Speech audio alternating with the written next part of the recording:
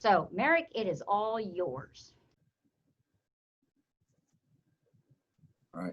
Oh, good. So I was worried I'm doing silent movie because I muted myself. Well, thanks everybody for showing up today. I don't see on my iPad tally, but it looks like I've been scrolling left to right, so there's a lot of people. So thanks a lot for your time. And thanks for our speaker for agreeing to be here, at least through our webcam. So today we have, as you know, we have Karen Szumlinski.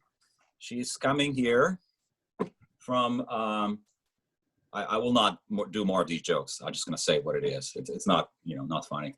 So she is a full professor in Department of Psychological and Brain Sciences in University of California in Santa Barbara.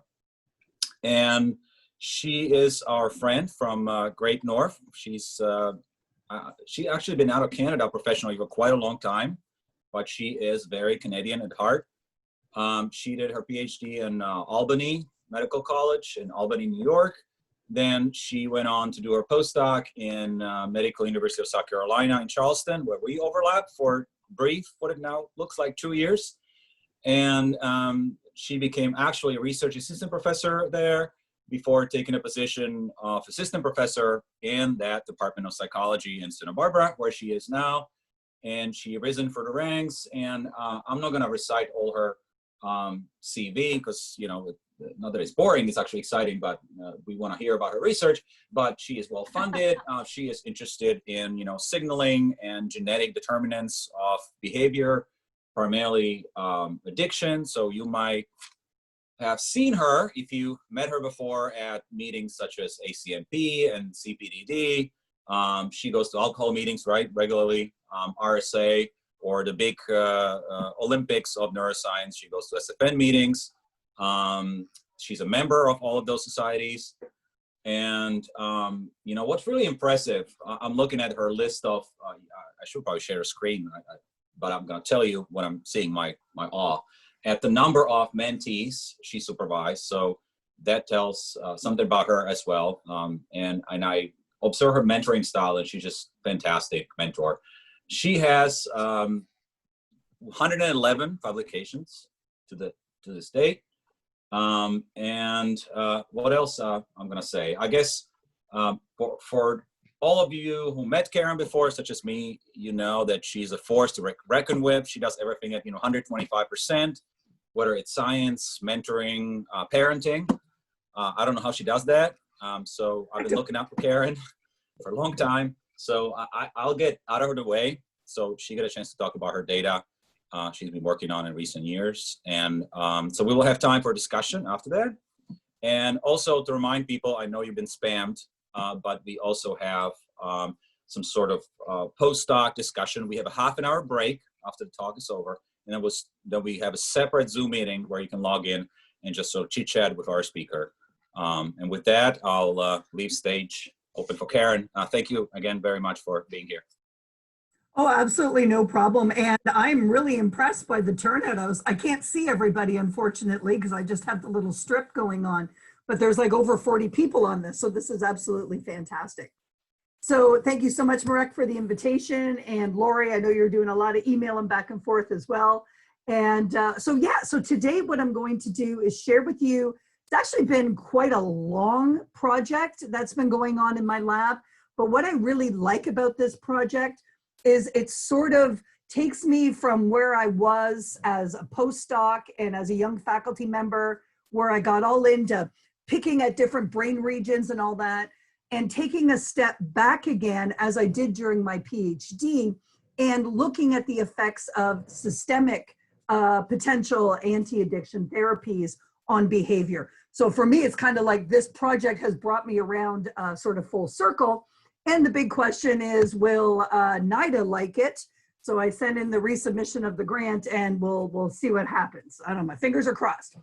So what I'll be doing today is sharing with you a slice of our research that's focused on potentially targeting various sorts of metabotropic glutamate receptor activated kinases for potentially interfering with the incubation of cocaine craving.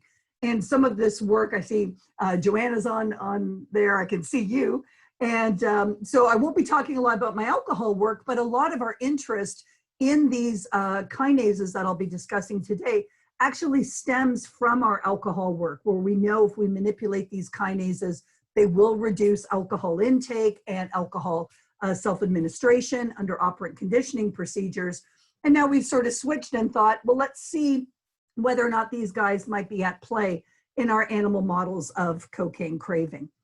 So, as many of you may be aware, there is this phenomenon called the incubation of cocaine craving. And whether or not you agree with that term incubation, I personally don't. Incubation means you sort of started with nothing, like a little egg, and then it grew into something. This phenomenon that's been referred to as incubation basically describes this scenario where individuals, and here I have for you a data from methamphetamine users, so this is human data in a study by Wang et al. Out in 2013.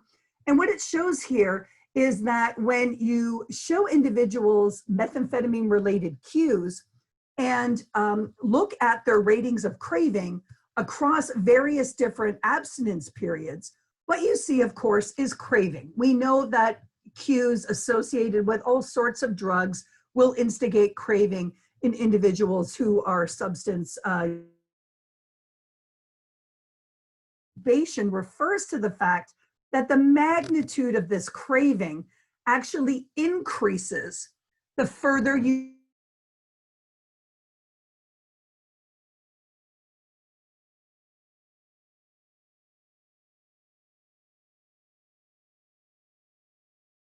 in the first week of drug withdrawal. And we see this in human cocaine users. Uh-oh, my internet's unstable, so I might freeze. We see it in cocaine users, alcohol users, methamphetamine users. So this appears to be sort of a generalized phenomenon. The good news is that this craving doesn't persist at this very, very high level. As you can see here in this experiment, and this has been shown also in cocaine users, the craving elicited by cues does start to subside when you get out to about 6 months or a year withdrawal. But what concerns me, and as someone who is still trying to recover from smoking addiction, is that there is this critical period of time, usually around 3 to 6 months withdrawal, where this cue elicited craving becomes very, very intense and sort of hits you out of nowhere. And we know that for individuals who are trying to undergo drug abstinence or undergo therapy, it's around this 3-month mark is a real, if you make it past 3 days, you can usually make it to 3 weeks, but there's something weird about the 3-month mark where individuals who are trying to recover really do start to relapse. And so we think that maybe this incubation of craving phenomenon is somehow contributing to that higher relapse potential. And so you're not actually safe when you get out there about 3 months withdrawal. So as I mentioned, this phenomenon of incubated craving has been reported for various drugs of abuse in humans. And of course, we have our animal counterparts of this phenomenon. And Grimm et al. In Yavin Shaham's lab was the first one to really popularize this model and coined this term incubation of craving. But actually, Janet Niswander's lab had shown a very similar phenomenon in their rats in her lab. And basically, what's important here is that if you have animals that were trained to self-administer cocaine, and then you allow them to respond for the cocaine-associated cues in the absence of any drug, so they're under extinction conditions, you can see that whether you look at their responding throughout an entire 6-hour period, or even in that first hour, when those cues are available, the animals ramp up their responding, just like we saw with the human methamphetamine users. And you notice that this is a cue-elicited phenomenon, because if you have the animals just in the chamber, that's these green bars here, they don't engage in higher lever pressing. Those cues have to be available when they lever press to really drive that conditioned behavior forward. So it's something about the cues and the saliency of the cues, or the ability of those cues to control your quote unquote drug-seeking behavior is growing with protracted withdrawal. Over at UCSB, when my husband Todd Kippen started his lab, he had a grad student who was very interested in sex differences in all sorts of aspects of cocaine taking. And so they ran an incubation type experiment. And what you can see here is that, again, replicating what Yavin Shaham's lab found. If we look at rats, we see that their cue-elicited craving does augment over the course of withdrawal. In this case, it was maxing out at about 60 days withdrawal. And what was very interesting is overall the females had higher cue-elicited craving than the males. That had been reported in the extinction reinstatement model as well. But it's particularly the females in estrus. And what's sort of surprising is if we look at the squares, which are the males, just like we saw in the human users, their cue-elicited craving starts to subside the further you go out into withdrawal. But with the females, they are still maintaining this very high level of cue-elicited drug-seeking behavior. So I just wanted to throw this data out there. His lab is still very much interested in this sex difference, and is something that we hope as we move forward in my own research to also be examining for some sex differences in this phenomenon. So we know that we can model this incubation of craving phenomenon in humans. And so one of the things that I really wanted to do was try to understand what might be going on in the brain that might drive this, what time-dependent changes might be going on to drive this incubated craving phenomenon. And at the time we started this, so back in about 2010, which is scary because that was like 10 years ago now, doesn't seem that long ago, we knew that this phenomenon happened in both human and animals. We knew it occurred across various different drugs of abuse, suggesting perhaps a common underlying neurobiology, but maybe distinct biologies arriving to the same behavioral phenomenon. We also knew from all sorts of work conducted in the extinction reinstatement literature that, and the human imaging literature, that cocaine addiction, and in particular cocaine craving, was highly correlated with abnormalities in prefrontal cortex. However, when you looked at some of the early neurobiological studies of incubated craving, nobody was looking at prefrontal cortex. So there was a lot of active work by Yavin Shaham's group looking at the amygdala, and then Marina Wolf's group was looking at the nucleus accumbens, but no one was looking at prefrontal cortex, which was sort of strange given this very strong link between abnormalities in prefrontal cortex activity and craving from the human work. The one study that existed at the time was actually one out of Yavin's lab. It was conducted by Koya et al. And what they saw is when they looked at the animals exhibiting this incubated craving, they saw higher activity or higher levels of phosphorylated ERK. So a kinase that typically whenever there's any type of cellular activity, you engage this kinase. And one way of indexing its activity is by looking at its phosphorylated state. But intriguingly, when they went in to try to block ERK in the prefrontal cortex, they didn't see any behavioral effect. So maybe it's an epiphenomenon. But nevertheless, it suggested that the prefrontal cortex, and in particular the ventral medial portion of the prefrontal cortex in a rat, looks like it's activated. So they said, well, let's go in and try to inhibit another way. And so they used a GABA agonist cocktail, which is a very common pharmacological approach we use to temporarily inactivate a region. And lo and behold, when they blocked neuronal activity in the ventral medial aspect of the prefrontal cortex, they blocked incubated craving. When they tried it in the more dorsal aspect, they got no effect. So at the start of our project, long story short, we had this evidence to suggest that hyperactivity of the ventral medial prefrontal cortex might be one of the mechanisms or correlates that's contributing to this incubated craving. So when Christina Shin joined my lab as a graduate student, the first thing we did was to try to see whether or not this elevated activity that Yavin Shaham's group showed might be related to a release of glutamate in that region. coming out of Peter Kalavis's lab. As Marek and Lori well know, we do a lot of glutamate research. So this was one of the first probes of glutamate function in incubated animals. And it's a very busy slide here, but basically just if we focus on the red, these are our cocaine self-administering animals. So all animals were trained, long access procedure, 6 hours a day for 10 days. Then we subdivided the animals up. Some were tested at 3 days withdrawal, so that's the bright red, and others were tested later in withdrawal at 30 days, which is the darker red or the burgundy color. And what you can see here is we got a lovely incubation of craving. This was actually the first time my lab had ever run this paradigm. And we see that indeed, same cues, same time of session, but the 30-day animals are responding more than the 3-day animals. And this is a selective phenomenon for the active lever. Inactive lever, the group differences were not significant. So we had microdialysis probes in their heads while we were doing this experiment.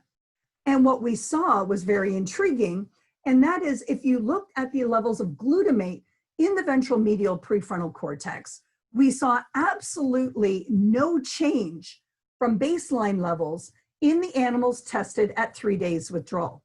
Now, these animals are emitting a behavioral response. They're pressing the lever 40 times to get the cues, but it's not correlated with any change in glutamate. In contrast, the animals showing the incubated behavior have an increased level of extracellular glutamate. And this was quite different from what you see in the purple here. These are sucrose-trained animals. And in fact, we got almost the opposite. Early withdrawal animals show more glutamate than later withdrawal animals. So this looks like it's a cocaine, perhaps selective, I can't say specific because we haven't looked at other drugs of abuse. But it looks like, at least in this experiment, it's a cocaine selective phenomenon. And then we go and we correlate the area under that glutamate curve with lever pressing behavior. And what we see here on the left is there's a very nice correlation. And you see this is driven by these animals tested in 30 days withdrawal.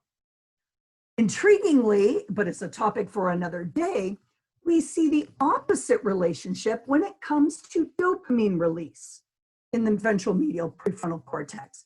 And in fact, you see again here that we have this inverse relationship between the amount of behavior and the amount of dopamine. And whether this yin-yang thing is because glutamate's doing something to dopamine or dopamine's doing something to glutamate is a topic that one of my current graduate students is going to be working on. But for now, what we're going to be focusing on is the glutamate side of the story.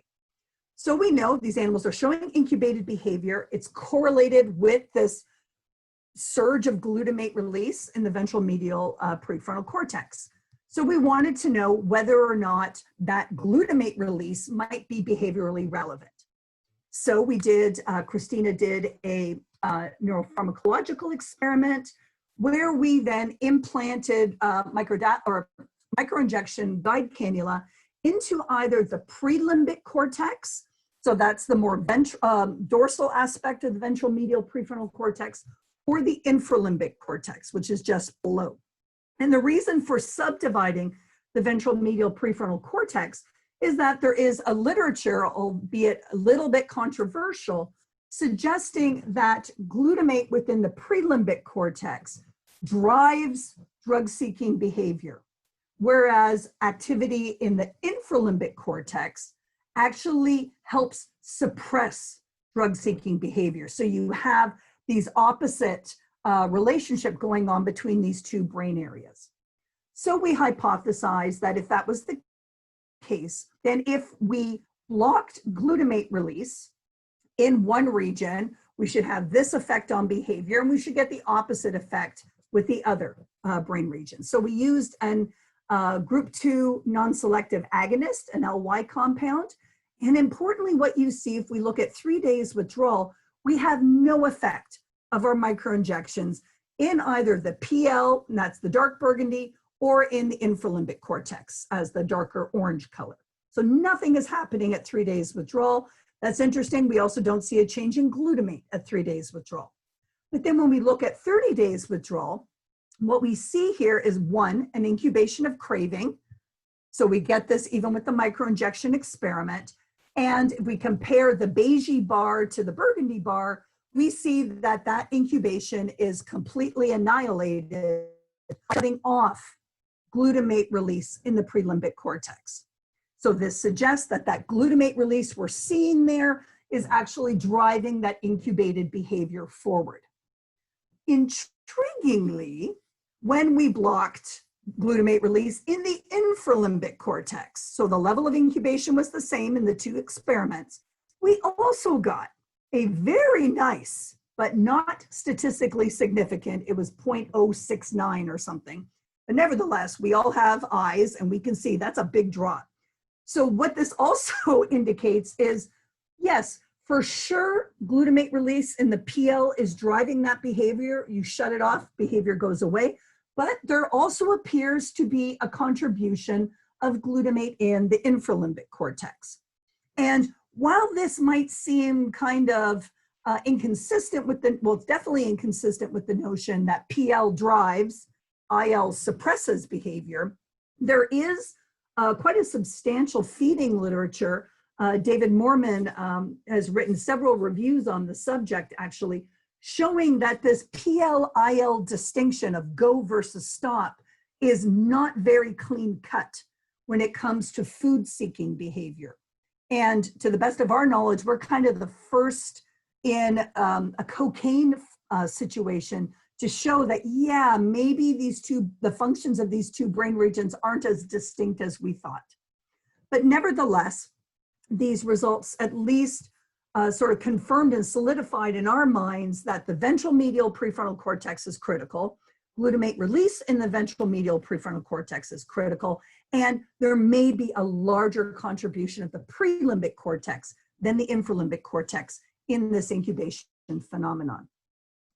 So we then wanted to know what sort of protein changes. We have this big glutamate release, it's relevant for behavior. Well, what other sort of molecular changes might be happening in the prefrontal cortex that could be druggable, that we could use to target as a potential treatment?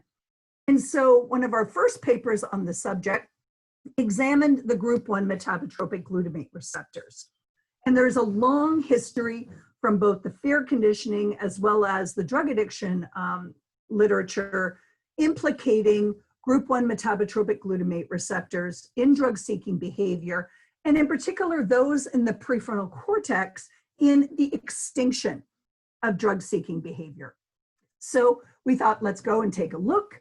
And what we actually found was after doing that Q-test session at 30 days withdrawal, and only at 30 days withdrawal, we actually saw less mGlu1 and mGlu5, specifically in that ventral medial aspect of the prefrontal cortex. I'm not showing you the data, but we saw no change in these guys in the dorsal prefrontal cortex. And that's kind of different from the extinction reinstatement literature, where a lot of action happens in the dorsal prefrontal. So now we're seeing things happening more in the ventral, and it's a decrease in receptor expression.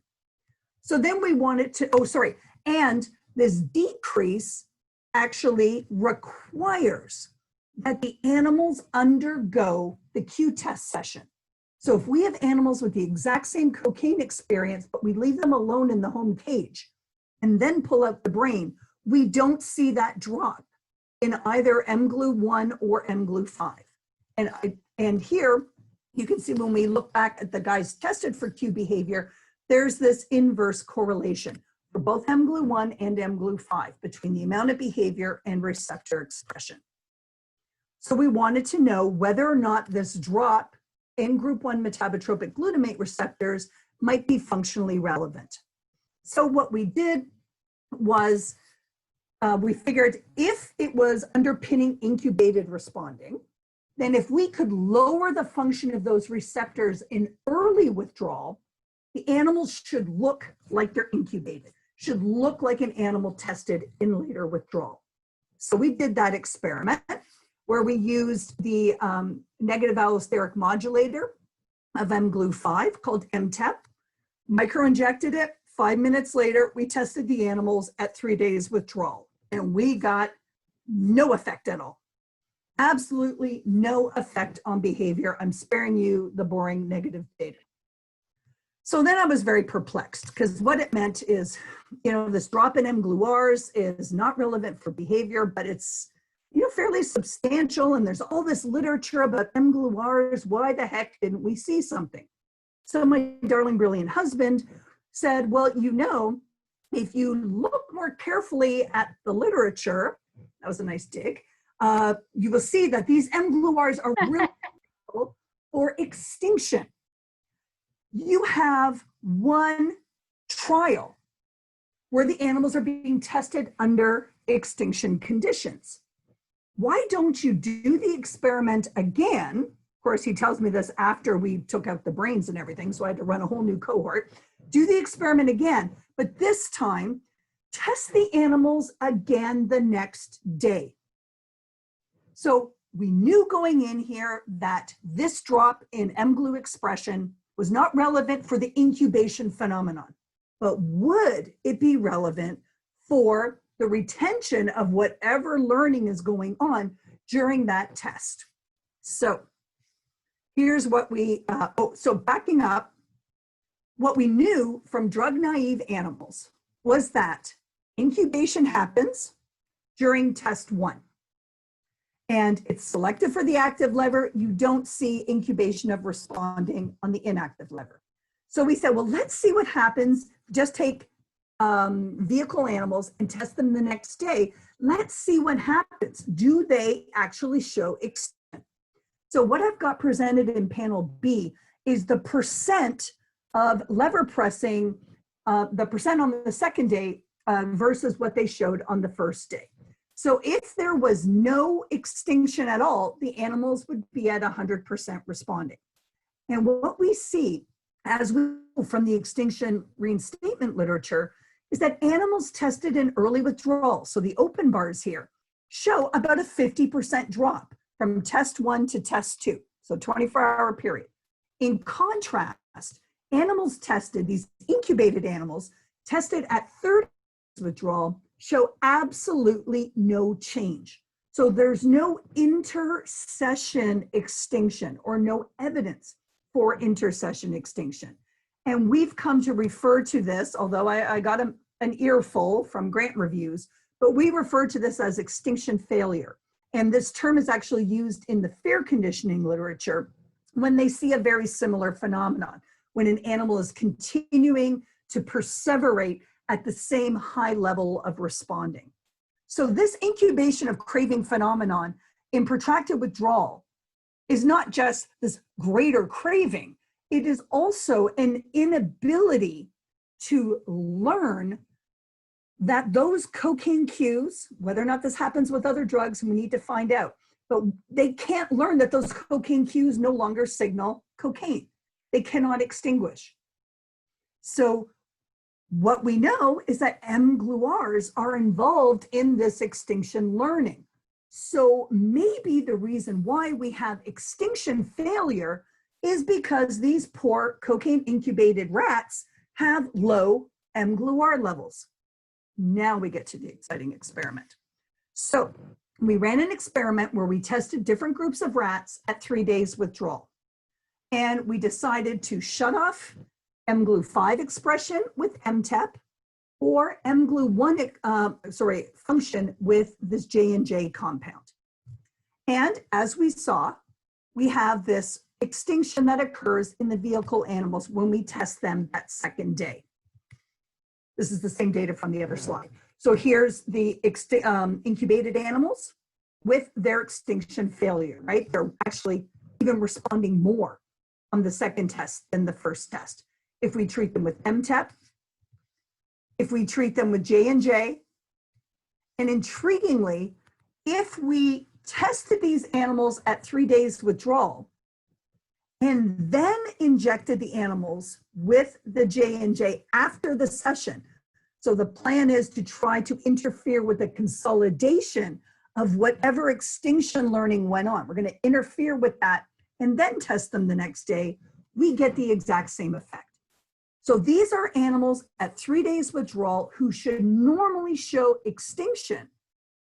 But because we've shut off their mGlu1 and mGlu5 in the ventral medial PFC, they no longer are capable of extinguishing. So we've mimicked the incubated state. So then we went and looked at 30 days withdrawal and asked, well, what if we try to facilitate the function of these poor receptors that are downregulated? If we can massage them and get them to work better, can we actually lower the amount of extinction failure that we see? And so here we are. Here are our control animals in yellow that I showed you from the other slide. So their extinction failure, they're still at 100% of their responding. But when we activate group 1 metabotropic receptors with a non-selective agonist and then test the animals, boom, we do actually restore their ability to extinguish. So for us, this was extremely exciting data because it showed that this cocaine-induced reduction in metabotropic glutamate receptor function in the ventral medial prefrontal cortex might not be involved in incubated responding per se, but is certainly contributing to extinction learning processes. And because they're disabled, because these receptors are down, our rats and presumably our human users are unable to learn to suppress their craving in the presence of drug cues. And so this sort of gave us the idea that perhaps we can start playing around and targeting group 1 metabotropic receptors with systemic treatments, and this is aim 2 of the grant that I just submitted, and we're going to be playing with some orally bioavailable PAMs to see whether or not we can actually facilitate this extinction learning, and then look at what cell types might be affected by the PAM and all this exciting sort of stuff. So I will hopefully have more news on that in a couple of years when we get that experiment going. So we know that the mGlu-Rs are down. We have absolutely no idea why they're down. And at the time, I didn't have anyone in my lab doing PCR, so we don't know if the regulation is at the transcriptional level. We don't do ubiquitination, so we don't know if it has anything to do with protein turnover. What we do know is that group 1 metabotropic glutamate receptors are very, very sensitive and highly regulated by negative feedback, by desensitization. And there are a series of kinases that are known to phosphorylate the receptors and induce very, very rapid desensitization, to include receptor internalization. So we then decided to look at the kinase situation in our incubated animals. And we replicated Yavin Shaham's lab's finding. We saw an increase in the activation of ERK. And what we also saw was an increase in the activational state of the PI3K AKT signaling pathway. And that's just one example is illustrated here. So you see in the ventral medial prefrontal cortex, these are the same animals where we were measuring the receptors. So we see that only at 30 days withdrawal do the cocaine animals, the incubated animals, show higher activity of these kinases. And that activity beautifully correlates with the behavior. So we know from our alcohol work, these are very druggable kinases. When you play with them in the brain, at least in the nucleus accumbens, you don't see any off-target effects. So we thought we would apply some neuropharmacological approaches to see whether or not PI3K signaling might play a role in incubated craving. And at the time going into there, we actually had some mouse data to suggest that PI3K was in fact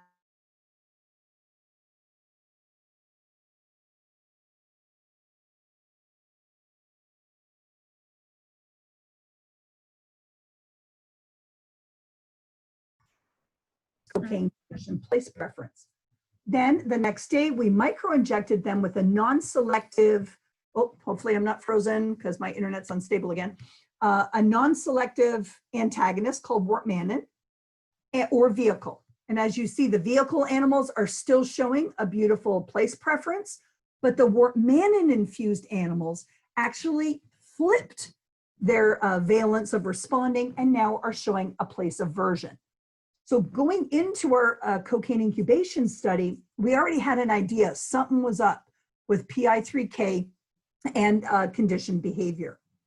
So we went into the rats, and as you see here, what we did in this experiment is we microinjected them before the initial test. And what we saw was beautiful. We have a 3-day control that got vehicle and beautiful incubation. This is one of our best incubations we've ever had. And that same dose of wortmannin administered just prior to that test completely annihilated incubated responding. So they are down to the level of the 3-day controls.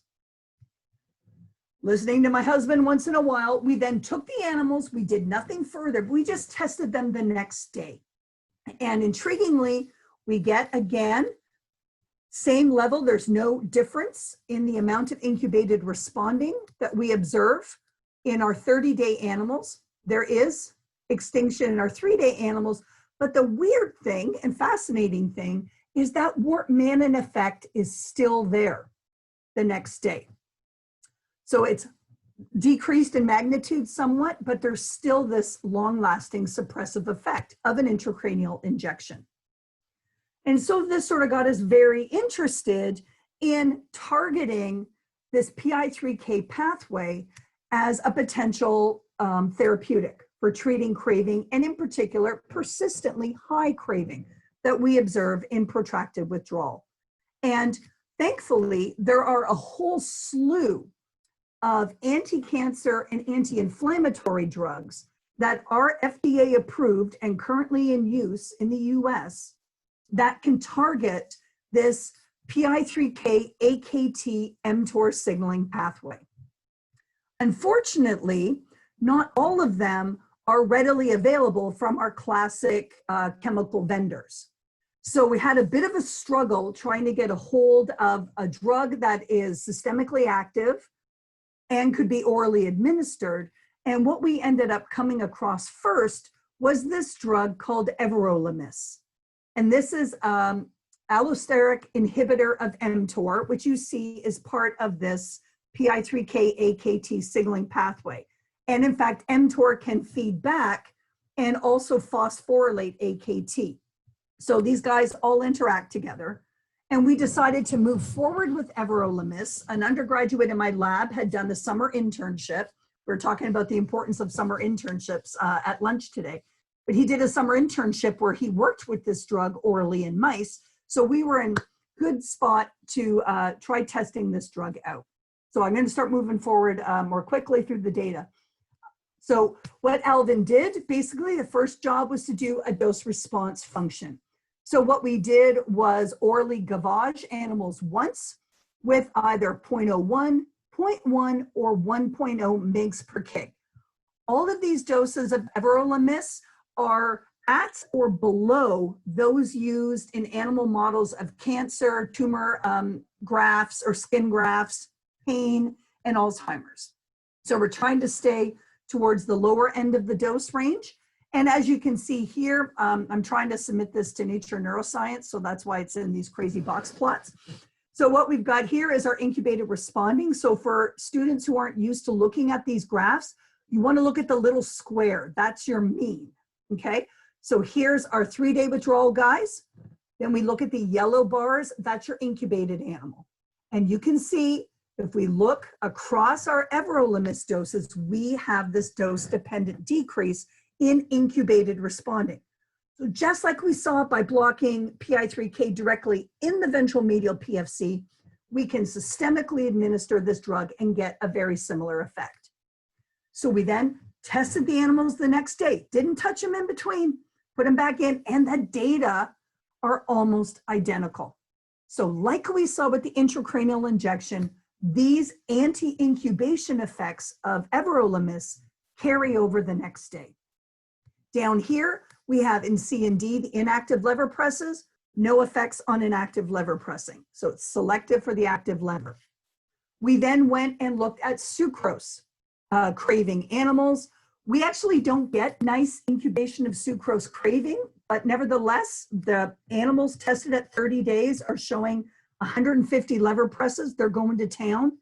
We treat them with the highest dose of everolimus from the cocaine study, and we get absolutely no effect. So it's selective for cocaine. Then we wanted to know, okay, we didn't run guys at 3 days withdrawal in the first experiment. Maybe this is just a cocaine craving thing and has nothing to do with incubation. So we replicated the experiment, and this is what's important. It is a genuine replication. And what we see, again, incubated craving knocked down, actually way down, by everolimus. But in early withdrawal, comparing the white and the beige, there's absolutely no effect. So the effect is not only cocaine selective, it appears to be selective for that cocaine incubated state. So this suggests to us that this drug, at least at these doses, has very, very few off-target effects, whether you be cocaine naive or actually cocaine experienced. So we then wanted to know whether or not this effect of everolimus might reflect some interplay with the consolidation of extinction learning, given that we see an effect the next day. So what we did then was take our animals, they were tested for drug seeking, then we administered the everolimus orally and tested them the next day. And as you see here, our incubated animals, again, showed a reduction in responding with the post-treatment. So this is like what we saw with our mGlu manipulations.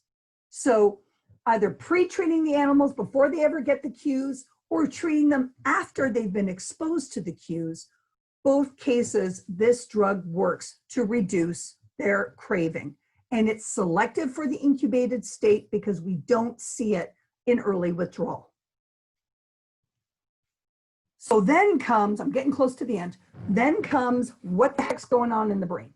So there is a little bit of a debate in the literature regarding how well everolimus gets into the brain. It is brain penetrant, but it is not your number one mTOR inhibitor of choice if you're trying to treat any type of brain cancer. There's other derivatives and other mTOR inhibitors that definitely have better brain availability.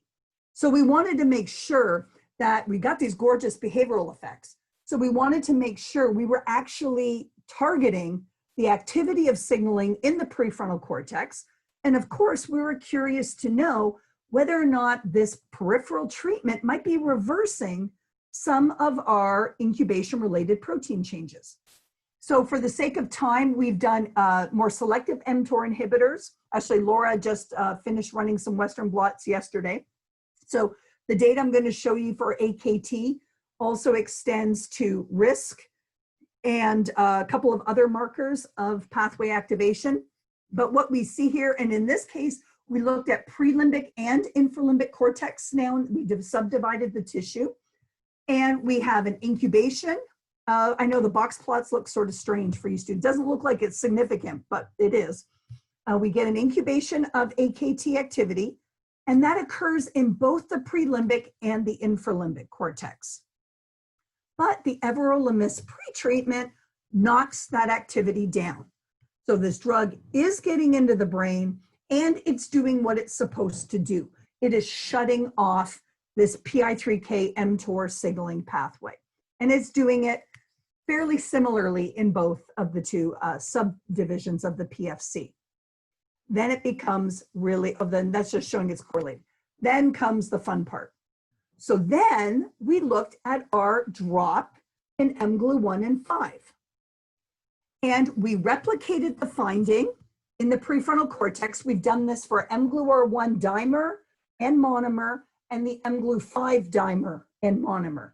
And for the sake of space and time, I'm just showing you the mGlu 5 dimer data. What we see is replication of our prior finding for the entire ventral medial PFC. Incubated animals have lower mGlu 5 expression. When we look in the infralimbic cortex, and you see here the correlation, infralimbic cortex, there's no change in mGlu 5. So that was something new we learned from this experiment, that drop is occurring in the prelimbic cortex. And in the fear conditioning literature, it's mGlu5 in the prelimbic cortex that is driving that conditioned fear behavior. So this fits really, really nicely. And the cool thing is everolimus pretreatment reversed that change. How the heck it's reversing the change, we don't know yet.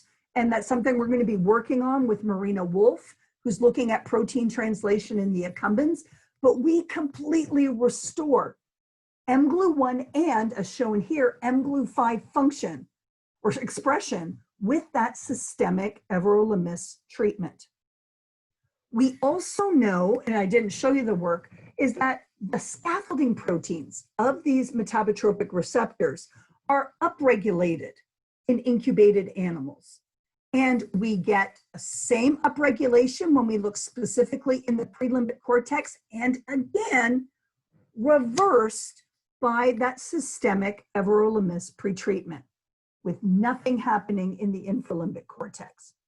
So at least in the case of 2 incubation-associated protein changes that we think play a key role in the consolidation of extinction learning, everolimus is capable of reversing those changes, along with reversing the behavior. Last slide. So what we think is going on is that when an animal is in protracted withdrawal, and we still don't know how the animal gets there, we don't know what is going on with those glutamate terminals in the ventral medial PFC, but something's going on to make those terminals more sensitive to drug-associated cues. Hence, you get this incubated glutamate release. We believe this incubated glutamate release is then activating both ionotropic and metabotropic glutamate receptors. And this is then engaging hyperactivation of all sorts of intracellular kinase pathways. And we have a whole nother project dealing with PKC, showing that it's also upregulated.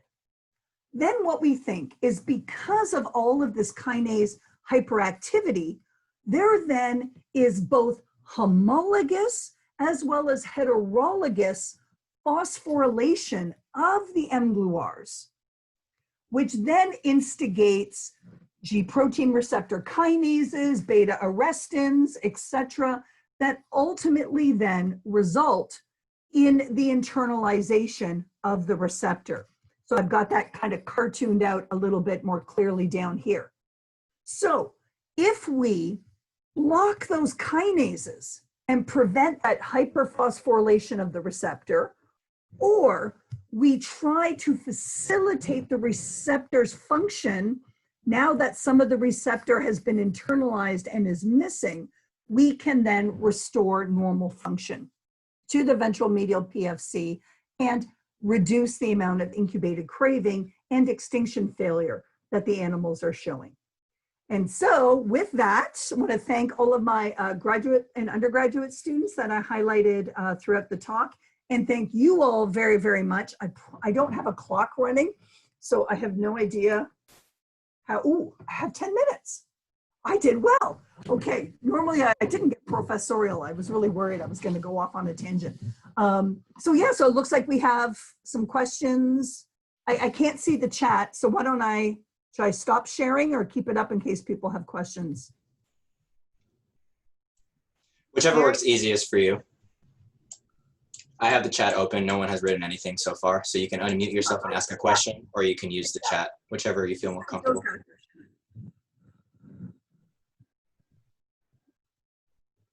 on, Sarah. Sarah Joe, you got something? Hey, Karen. Right, Yeah, there's Lori. Thank God for Lori. Go, Lori. Lori's just happy I finally looked at the damn dimer forms of the receptors for once. She's always on me for looking at the monomers. Well, I am. That's not what my question is about. So I'm wondering if you have an idea about kind of the circuitry of this. So where are these cells that are experiencing the changes in the AKT signaling? Where are they projecting to? Since we know maybe just a few papers probably that the ventromedial PFC to the shell projection is more involved in suppressing incubated cocaine craving. Right. So we have no plan to do any sort of neural circuitry work in the near future. But what I think is happening, as I'm trying to write the discussion for this stinking paper, is I think so that the PI3K and mTOR hyperactivity is happening in both and the infralimbic. But the everolimus pretreatment, and the everolimus pretreatment knocks it down in both regions. So what I'm thinking here is that maybe in the infralimbic to shell projection that's supposed to be inhibiting stuff. Wait, no, this isn't going to work right. Shoot. No, see, this is where I'm stuck on my discussion. So I think it's really that we are shutting off the prelimbic to core pathway. And whether or not we're facilitating the IL to shell to encourage or enable or facilitate extinction learning, I'm not sure. What is weird, oh, no, did I not have, hold on, let me see. I don't have it. So when you look at mGlu1, which I'm not showing you here, that everolimus treatment actually augments. So we don't get a drop in the group 1s in the infralimbic cortex. However, not shown here, but if you look at the mGlu1, everolimus actually augments the amount of mGlu1 dimer and monomer in the infralimbic cortex. So the everolimus might have a nice double-edged good effect. One is shutting off that activity and the change in the mGlus in that driving PL to core, while augmenting the ability or perhaps of these group 1s to be stimulated in the IL, which should have a activational effect to maybe promote extinction. So we got a lot of work to do on this, and we need to go in and actually play individually with the IL and the PL to see whether or not we are in fact facilitating extinction by hyperactivating group 1s in the IL. But that's sort of where I'm thinking things might be going. But the big question is, and I don't know if we're going to need to know this before we move forward with any sort of clinical trials of these sorts of drugs in cocaine individuals, but we don't know how the hell everolimus is causing this big upregulation.